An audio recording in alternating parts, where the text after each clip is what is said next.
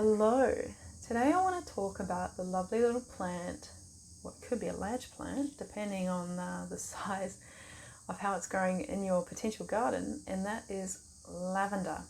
I wanted to sort of start a series talking about different plants, and this is one of the ones I wanted to start out with.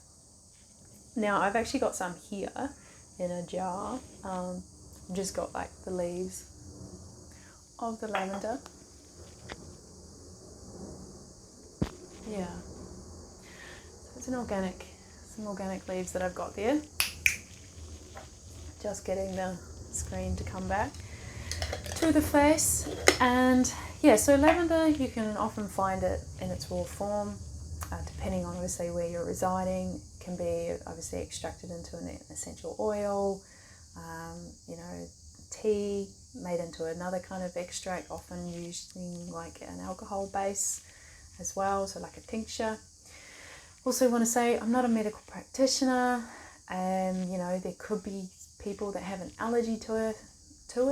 It's good to obviously undertake the universal allergy test if you've never been introduced to the plant or you haven't been introduced to it for a while. As with any plant that maybe you don't regularly use, err on the side of caution if you're pregnant or breastfeeding. Lavender is generally considered quite safe. However, I don't want to be encouraging people to do something that may be harmful to them as well. I will not be held responsible if you are allergic to this plant. Is what I'm trying to say.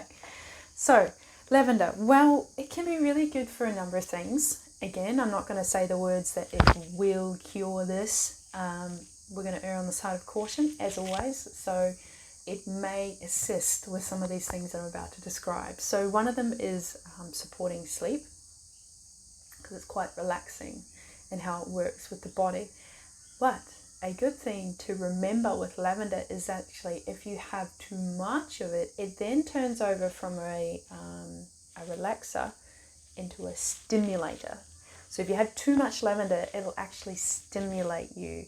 And so most people tend to use it for the purpose of relaxation, which is great. So just remembering that when you're using it for that purpose, to keep the dosage of the lavender reasonably low.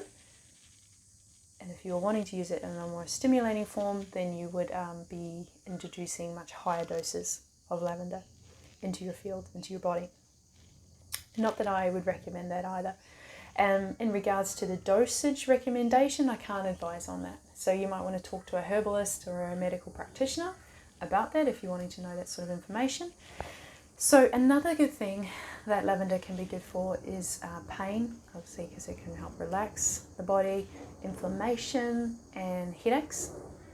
Some more good things is that it can be really good for stabilizing the mood. Anxiety comes to my mind, into my field when I first think about that, and also depression. I don't tend to experience much depression. It comes and it goes, as with some people or many people.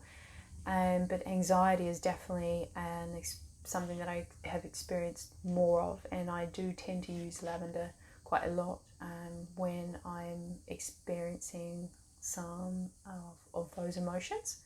It just helps with relaxing the mind, the body, the emotional state, the spirit, and just obviously coming back to the breath.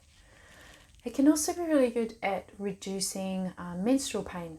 So if you are female embodied and you have particular female functioning organs, you're a particular age, then obviously menstruation is something that you may be experiencing, and you may experience some discomfort with that. So introducing some lavender into your body may assist with particular periods of your cycle.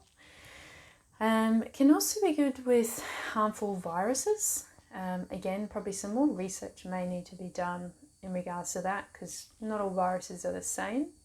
But, that could be a flow-on effect from, the relaxation of the mind, the body, and the emotions.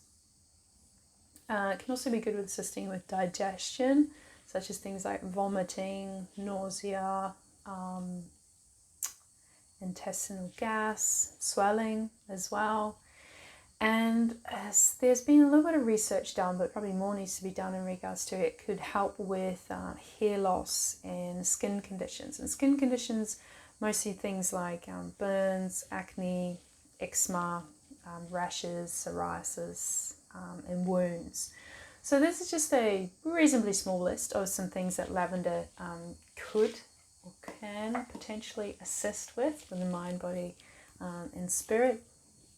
If there's anything that you want to share in regards to your connection with lavender or how you like to use it, or some research that you've found using lavender, you're welcome to leave that in the comment section down below. You can also reach out to me on various other social media platforms, which are in the description box of the YouTube video, and I will see you in the next vlog.